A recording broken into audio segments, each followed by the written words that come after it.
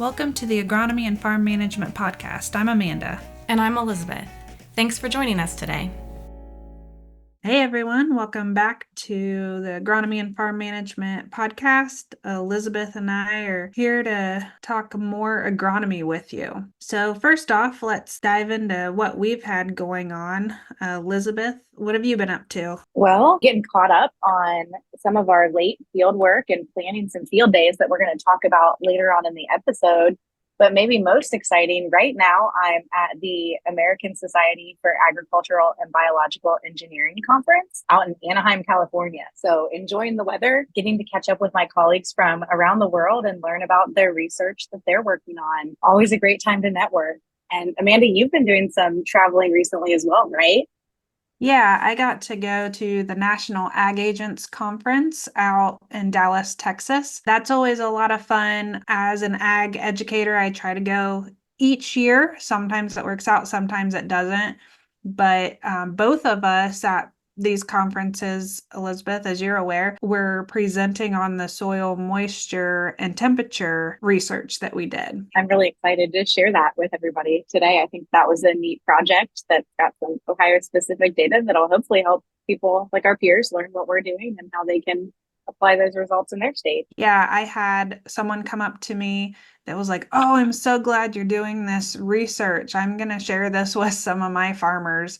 And that's really what these conferences are about, is seeing what people are doing across the country and getting ideas that we can use back home. And our poster was actually a national finalist at the Ag Agents Conference, so that was pretty cool too. That's kind of taken up a lot of time traveling. I feel like I need to get back out in the field.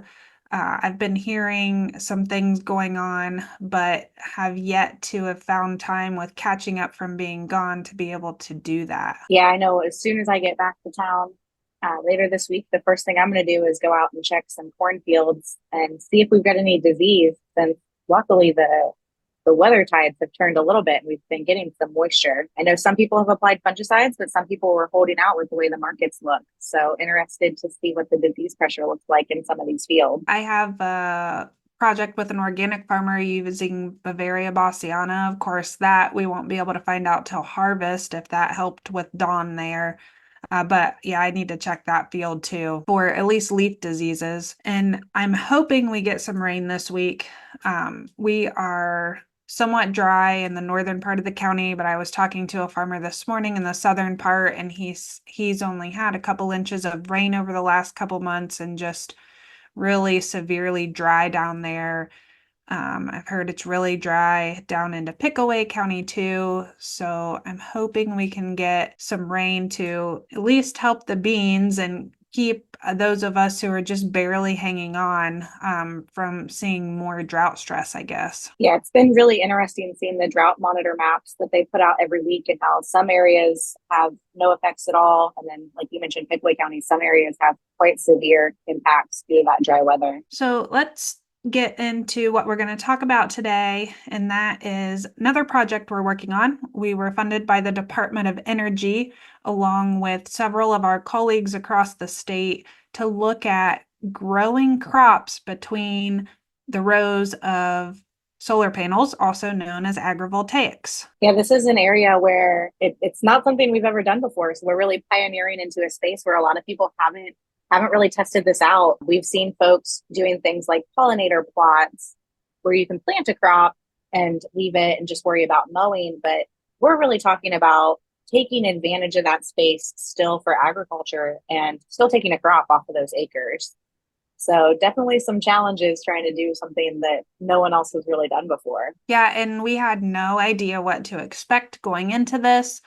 We were not really part of the design process or worked with developing the solar arrays in the past. A couple of our colleagues on the project did grow alfalfa on a very small scale under a few solar panels, and it worked, which is why we went for this bigger project where we're across 70 acres and 26 treatments. We I think regretted that once we started implementing the project. But 26 treatments replicated 4 times inside and outside the arrays. Of course, we have to have that check outside of the solar panels. Yeah. So when we're talking about the crops, there's really two main questions that we're trying to get to with this project. And the first is, can we successfully grow and harvest forages? And what would our recommendations look like for growing those crops most efficiently and most productively in this scenario?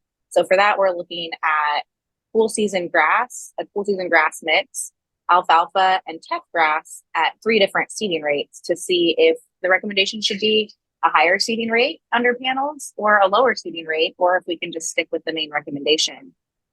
The other side of the project is trying to understand how we can remediate the impacts of the construction of these sites using cover crops and then potentially produce other crops like soybeans and wheat. We're growing these between the solar arrays in our 70-acre, well, I should just say half of that, about 30 acres. They buried cables that traditionally go horizontal to the rows, perpendicular to the rows. So those are buried so we can get equipment down through them. And then in the other half of that, we're working on grazing sheep. We are still implementing that process that is going to occur next year or the year after. So getting forages established, grazing them. And we know folks are doing this. They've started doing this a little bit.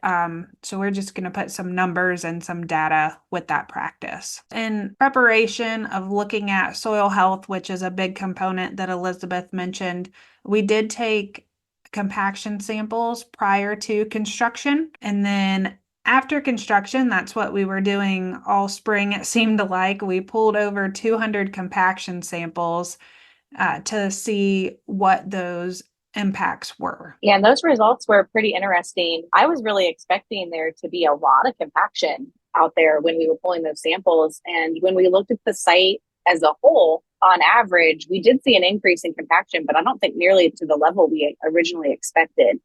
We did see the density of the soil, so that compaction reading increase in the 6 to 10 inch range, but excited to see if we can use these cover crops and forages to really bring that back down to where it was pre-construction. I guess a little bit of background on this site. It was farmed prior, of course, as most solar being established are in Ohio. And the company that installed the solar array did not remove any topsoil in our area.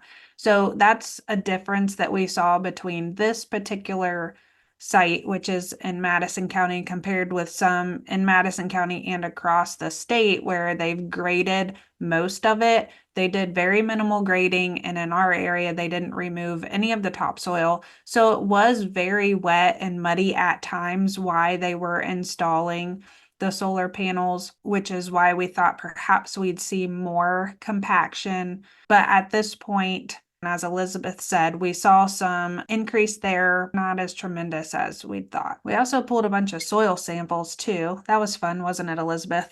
Yeah, we picked probably the driest stretch of the season, and we just said that there wasn't a lot of compaction, but boy, was that ground hard trying to pull those samples. Yeah, and that's something that's interesting is the site is challenging. Of course, a lot of the tile was damaged, and it seems like it's either flooded or it's super dry.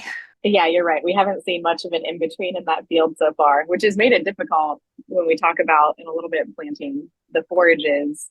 It was very wet trying to get in, and then very dry when we really did need the moisture to get those crops to grow. Yeah, so we did pull those soil health samples. We're going to compare those, pull them each year, compare them year after year. And I think that'll give us kind of an intense look, not just at this agrivoltaic setup, but soil across Ohio in general, and how we can remediate soil, or maybe not. And it's going to give us some numbers on different cover crops and how they impact soil health. Yeah, I think this is one of the areas I'm most excited to see what the results look like. Because like you said, Amanda, it's going to be really informative for this site, but I think it's going to give us broader information about soil remediation just in general. Right. And that was one of the reasons I signed on and the way that I suggested we do this, because I could see the relationship beyond just agrivoltaics. And of course, that in itself is interesting and cutting edge, but the implications to everyone is really important to me as well, because we serve a lot more farmers than just those who are working with solar. So we did get our soybeans and forages planted a little bit later than we'd like. Was it the end of May or 1st of June? It wasn't terrible, but for some of those cool season forages, it was a little bit late. Given the planting conditions, it was pretty much as soon as we were able to get in there. Yeah, like you mentioned earlier, we were dealing with a lot of ponded water through that ideal planting window in May. And when it finally did dry out in June, we were getting into the heat of the summer that we know those forage crops are going to struggle with establishment. So they're struggling as expected, but still coming through as long as we can keep managing the weeds. Yep. And we were able to spray them a few weeks ago. Soybeans and the alfalfa were using Roundup, using mowing to control, and the other plantings where we don't have herbicide options. So we're moving along. The soybeans I think look pretty good. The alfalfa looks a little bit better each time we're out there. One of the things that we realized as we're actually planting and implementing this is there's these things called combiner boxes, which combine cables, and they are placed somewhat sporadically throughout. So you can't drive a tractor through that row because the combiner box is in the middle of it. So we had to do some strategic placement, cut some treatments short, that kind of thing, to work around those combiner boxes. We only had a limited space to work with where the cables were buried, and that was a challenge. So if those had been lined up, then it would have made it possible to make a lot longer runs.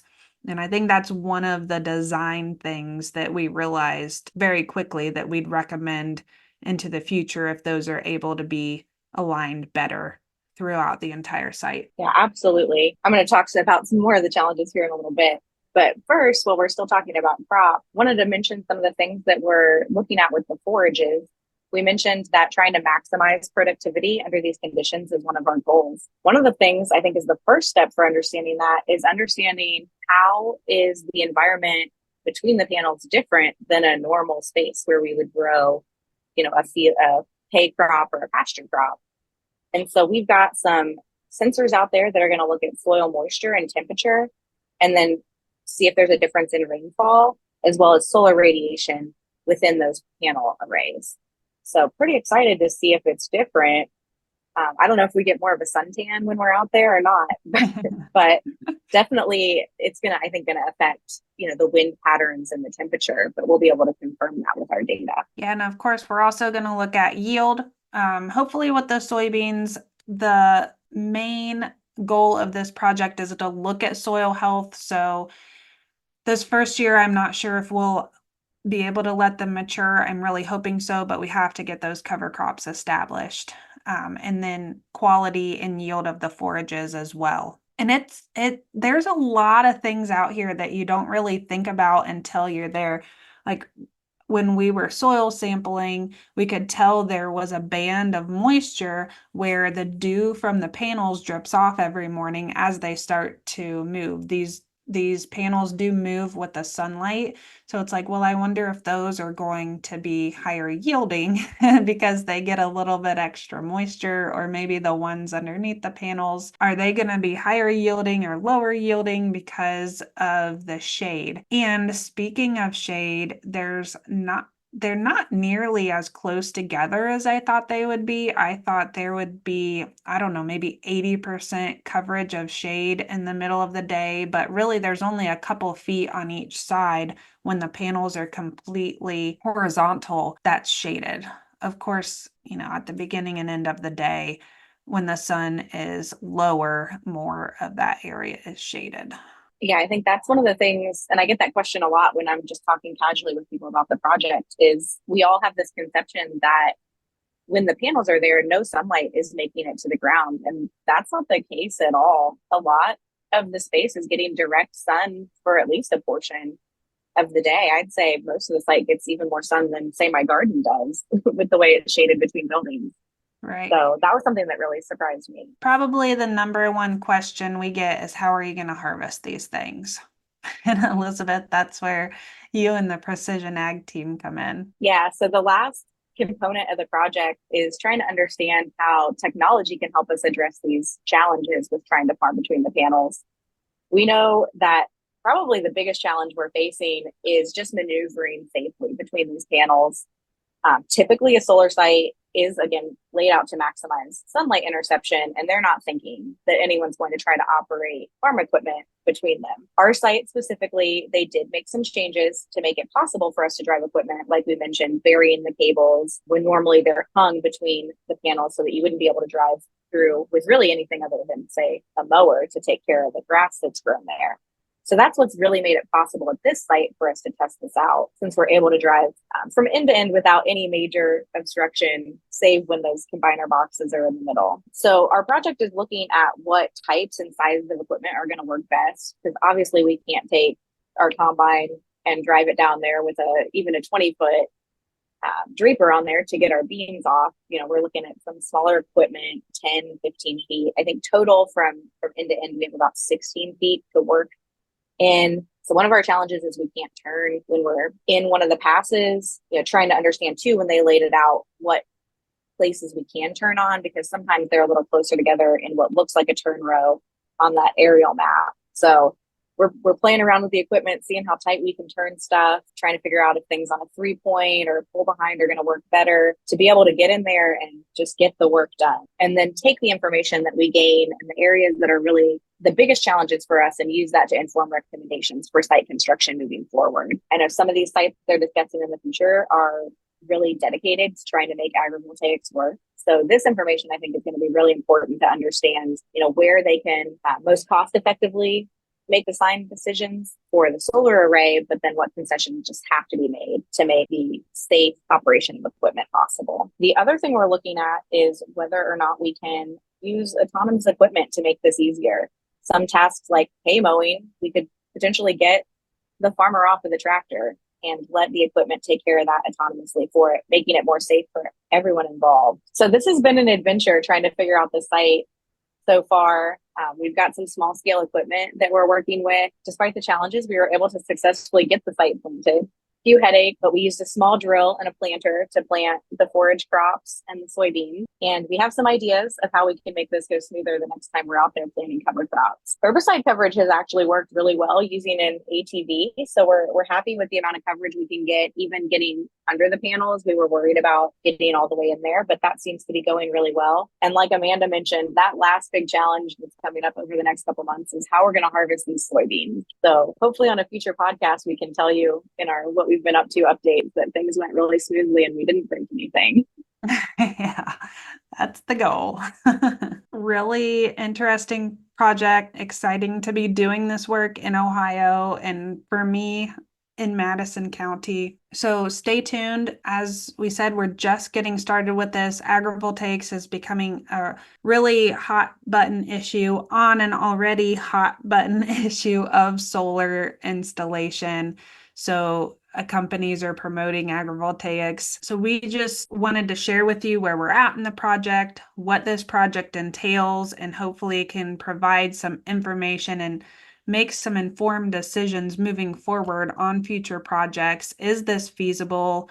What do the economics of it all look like? And can we continue to grow some traditional crops in these acres that are being consumed by solar development? Yeah, I agree, Amanda. I think for us on this project, one of the things that drives, I know you and I both and several of our team members, is even though we hate to see panels go up on some of this prime farm ground, can we find ways to not take those acres out of production? I think that's something that's really near and dear to our hearts. We know that we can't stop some of these sites, but we can make the best of the situation and make sure that we're still serving agriculture as best we can. Send us emails, whatever, if you have questions. Continue to look for updates. As we wrap up here, we do want to share a few upcoming field days. It's getting to be that time in the summer, so we've got quite a few of them. Manure Science Review is hosted here in Madison at Farm Science Review.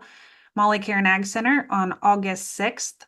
Always a good program if you're into manure, which I am, so come out and see us. The Southwest Corn Growers Field Day is going to be held in Washington Courthouse on August 13th. That one's always a fun one. We will have field demos where you can go out and meet with some of our experts and see what's going on in the field in Fayette County. And also on August 13th is the Soybean Weed and Disease Field Night in Cortland, Ohio. Another event coming up at Farm Science Review in Madison County is the Cargill Regenerative Ag and Soil Health Field Day on August 15th. And for those interested in organics or already producing organics, it's the Organic Grain Production Field Day in Mount Blanchard, Ohio. That's August 19th. We've got a regenerative ag field tour with some stops in both Ohio and Michigan, starting in Waldron, Michigan on August 21st. And the next day on August 22nd is the Morrow County Agronomy Field Day in Mount Gilead. Finally, before our next episode, we have the OABA 4R Technology Review Day that'll be held in Wooster, Ohio on August 28th. So all of these are listed on the agcrops.osu.edu website under events. Registration links are there, other details, so be sure to check them out. And that's all we have for you today, so thanks for listening in, and we'll catch you next time. And before you go, I need to correct something I said earlier in the episode. I stated the main goal of the project was soil health. Soil health is the main focus of the soybean and cover crop area only. Forage and production quality is the primary goal in that area. So I wanted to clarify that. Thanks for listening to the Agronomy and Farm Management Podcast. Join us again in 2 weeks for our next episode. Hey podcast listeners, just a reminder to give us a like or subscribe so you know when we release new episodes. If you're enjoying the podcast, be sure to leave us a review also. We appreciate the comments.